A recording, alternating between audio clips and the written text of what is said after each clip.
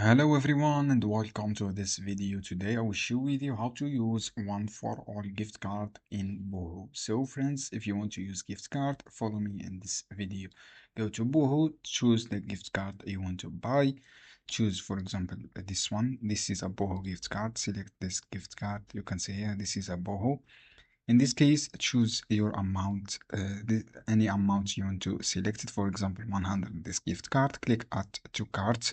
When you click add to cart, basically go to Boohoo and then choose the item, any item. Choose the gift card amount.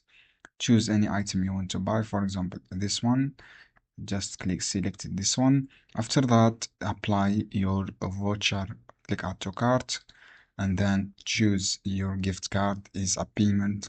Click view cards and then choose a Boohoo gift card as a payment. So friends, this is how you can do buy the Boohoo gift card and then you can start using on official website here.